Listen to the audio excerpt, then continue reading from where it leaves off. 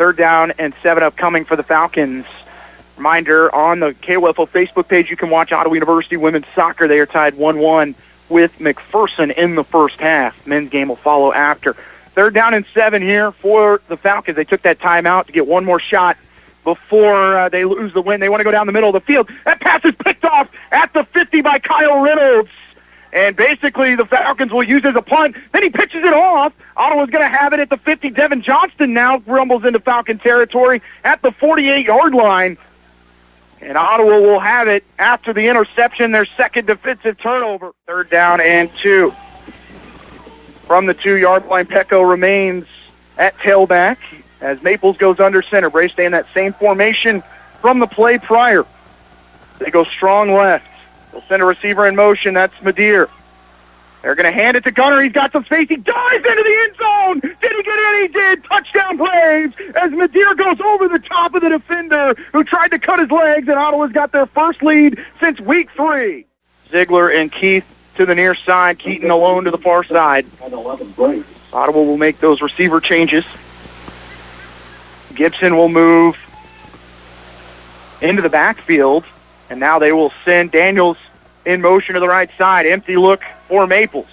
He drops back, looks left, fires, has a receiver down the middle. Gage Keaton with the grab inside Falcon territory. And then you'll add 15 more for a roughing the passer at the end of the play on Friend.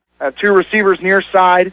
Keaton at the numbers on the far side. Send a receiver in motion. Rowdy Keith. They hand it off inside. Daniels, he'll strut his way into the end zone. Touchdown, OU. And Ottawa has their largest lead of the season. 13-3 Braves, 1:48 to go. Extra point pending. And Daniels untouched to the end zone. 7-yard touchdown run. Dressler still is the dive back. Will stay in that flex bone. Play action. They want to go deep, trying to fire. Down the middle of the field. That pass intercepted by Kyle Reynolds again. Him and Devin Johnston meeting at the ball. Braves will have it to the far side. Reynolds has a couple blockers, and he's going to step out of bounds at the Ottawa 29. Ottawa's third turnover of the half. Rips to the near side for OU. Maples in shotgun. Reeder with them with Jones to the far side at wide receiver. They hand it off to Reeder. He's got some space at the 40. He'll cut back middle of the field. Here goes James, 45. He's at the 50, 45, 40, 35, 30. James Reeder pushed out of bounds and around the 30-yard line. Friends again showing blitz. They'll bring it from the outside. Maples wants to go down the sideline. He's got Rowdy Keith. He's got it to the 20. Rowdy inside the 10, driving into near the 5-yard line. What a grab by Rowdy Keith on the far sideline on the go route. Maples under center. Sends Madeir in motion. Going to fake it. Now hand it off to Pecco. He's into the end zone. Touchdown Braves. Milwaukee Pecco, as Friends had shifted to the right side looking for the handoff to Madeir. That's the play they scored on in the first half. They fake it that way and hand it off to Pecco, and Ottawa goes up 20-6 as they respond to the field goal from the Falcons, awaiting the extra point from Lewis McMullen. Last drive for the Falcons saw them go 7 plays, 15 yards, in 6 minutes and 23 seconds. But a chop block penalty cost them 7 points. Pressure on Arnold. He's going to be sacked on the first play of the drive. A.J. Hemphill off the edge. Back to the 35-yard line of Friends. It's a loss. Third down and 12. Arnold will drop back to pass. Pressure right in his face. He's going to be thrown back. Tony Aono finished off at the end of that play. Is that James Gladden as well? And Friends now in a punting situation with 7:30 to play. Ottawa leading Friends 21-6. 1:18 to play. Ottawa looking for their first win of the year after an 0-6 start in games that they were in all 6 of those losses. Look left is Arnold. Pressure up the middle. Ball's out. Picked up by Santino G. Touchdown Braves. Santino G is going to cap it off for OU. A strip sack and a touchdown. Final score from Austin Adair Stadium, Ottawa 28, Friends 13, as OU gets their first win of the year. And we are now joined by head coach Nick Davis. Coach, first, just your initial thoughts. I mean, at being able to address your team after putting a 1 in the win column. I mean, tell me your emotions right now and how proud you are of this team. I'm just so proud. Like I felt like we got better every week this year, and it just hasn't shown up on the scoreboard until today. And just the emotion of knowing how hard those guys worked. We had so many guys stay for all summer long. So many dudes came back from last year that could have just graduated and believed in me and what we were trying to do. And the fact you go 0-6 and, everybody in the country thinks you're a huge failure, but those guys have stuck with it, man. We could have just tucked our tails and gone 0-10.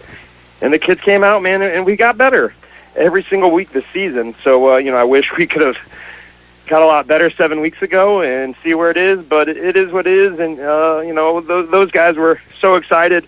It's hard to win a college football game, and we had a great time in that locker room celebrating that win. And I think when you look back at this season, people are going to realize, the gauntlet of a schedule you started with as well, and tough at times to see the guys out there see the progression. But from my view and from your view, as we've talked about all year, this team has been in every game. There's been no doubt about that. And today, a dominant performance from your defense again, but your offense on third down was fantastic. 9 of 16, 2 of 3 on fourth down.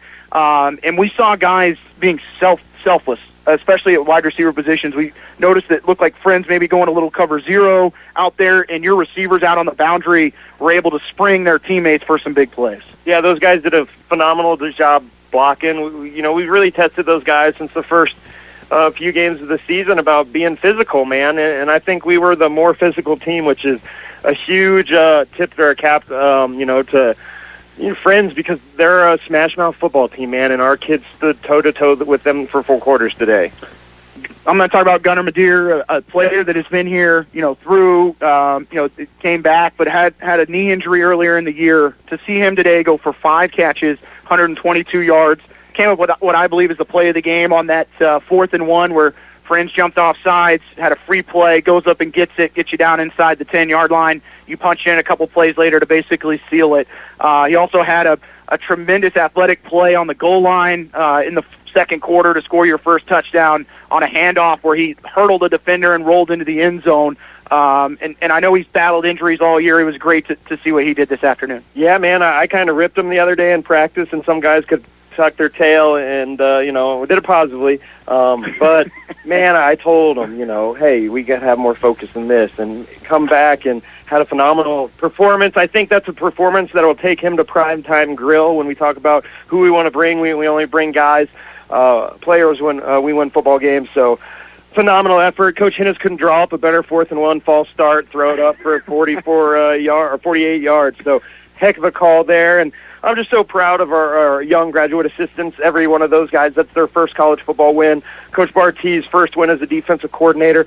Coach Hinnis hasn't won a game in 1,000 days as a football coach. So, man, I'm just so proud of everybody and the effort they put into this, and just excited to, keep building. Before I let you go celebrate with your team, I'm going to talk about your defense a little bit more. Until that final drive, Friends was held under their season average rushing. They lead the nation rushing with 275 a game. They do finish with 319, but there were some backups out there on that final drive, as you know. But to see your defense fly around today against an offense you only see once a year with the flex bone, they had some early injuries with Christian Coggs getting out of the game. Saw James Gladden move to defensive tackle, but never, as we said all year, the energy, the emotion, the playmaking ability has been there for the defense all year, and to see them get that final score had to feel really good. Amazing. This is the number 1 rushing team in the offense, in the nation, man. So I know they got 19 yards rushing, but a lot of it came there on that last drive. But no matter what, if you can keep them to score, and one of the number 1 reasons I hired Coach Barty to be our defensive coordinator is for this game, because I know Friends is gonna be a monster. They're going to be one of the best teams in the conference. So we need a defensive coordinator that can consistently stop this team, because our road to the goals we want long-term comes to be able to stop these guys. Oh, you're right, and it's nice to see, looking at the history of these two schools that basically ran the KCAC through the late 2000s into the mid-2010, 2011, 12, some great matchups over the years to come to Wichita and get your first win. Just your final thoughts and anything final from you as your team gets a 28-13 win. Yeah, the day started off rough. Our first bus showed up maybe an hour early, and I was like, this is kind of weird, and we're supposed to leave at 8:30, and about 8:20, the second bus hasn't shown up, and the bus driver of the first bus couldn't contact the second driver, and I'm sitting there calling our administrators, like, what is going on? And they're like, their bus is coming from Topeka, but we can't get a hold of the driver. So we got all of our starters on offense and defense, and Coach Barty, because I'm like, we need someone to call the defense, and we got all those guys on the bus, and they left. And we're waiting around for 40 minutes for the rest of the coaches and the rest of our second string guys. Of course, we had the kicker on the first bus, Casey, with no disrespect to the kickers out there in the country and the punters.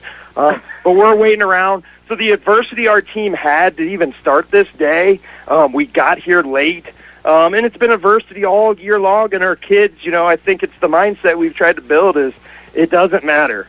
Whatever adversity is there, we'll overcome it, and we'll overcome it together. And for a it's happened, but it hasn't happened on a Saturday in the fourth quarter yet this season. For all that to happen, man, it was a special day here in Wichita. Well, Coach, we will see you on Tuesday at the the Nick Davis coaches show with featuring Bob Johnson. Yeah, featuring Bob Johnson, I guess. Yeah, you can add that in there. I know he's listening right now. He's been texting me the entire game. But thank you again, Nick, and as I'll do my wrap up here in a little bit. But thank you again. I'm filling in for Bob for the last 7 weeks. It's been fun, but at the same time filling in some very big shoes. Appreciate you working with me through the coaches show, and I'm so excited that you got your win here in Wichita, at a place that I won a conference title in 2009.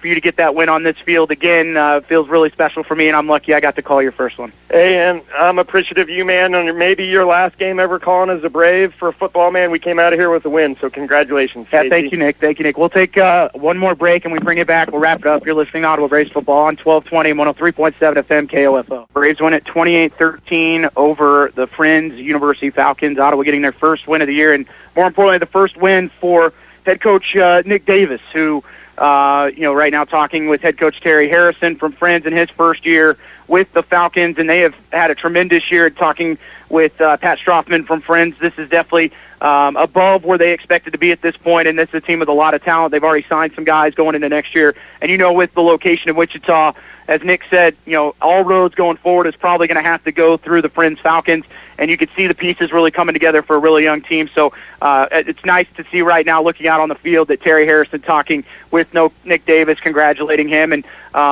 great to see Nick get the ice bath. So excited for that one, and I want to remind you here in just a minute, we'll get you out to McPherson College, as Ottawa takes on McPherson College in men's soccer from Ottawa, and trying to right now look at updates for volleyball as they are taking on 30-1 Oklahoma Wesleyan. Ottawa leading set 4, 10-7, as they try and clinch or potentially take the tiebreaker away from Oklahoma Wesleyan in women's volleyball. And as I look back at my time here, and definitely want to close it out, thanking a few people as I do wrap up my time here at Ottawa today, that started 15 years ago as a student at KTJO on campus, and then also working with the likes of Brad Howard at KOFO, gave me a chance as a student in 2009, start calling games, and want to thank Coach K as well for letting me miss those Friday night meetings to be able to get out and call the likes of Anderson County, Osawatomie, and Linden playoff games over those times as a student. But I want to thank specifically Brave Nation. The last week is with the cards and text messages and general words of encouragement. It has made it even more tougher to leave Ottawa. So I'd be remiss not to thank those who've been a major part of my career at Ottawa. Starting out as a freshman, Galen Bunning, allowing me to join him for several OU men's basketball games, and followed by my mentor and good friend Bob Johnson, who really took me under his wing and mentored me for the better of the last 15 years, and really introduced me to working with KOFO. Those journeys into Branson for OU men's basketball in 2008 and 2009 showed me that putting Ottawa on the national scene as Phil McClintock and David Birch helped lead those OU men's teams to back-to-back Sweet 16, just kind of reaffirming my love for broadcasting, and so excited to see those guys be honored next week at homecoming as they go into the Hall of Fame, joined by Maya Sprue, one of my classmates, and head coach Jay Kant for OU softball, one of my close friends, and one of my colleagues at Ottawa.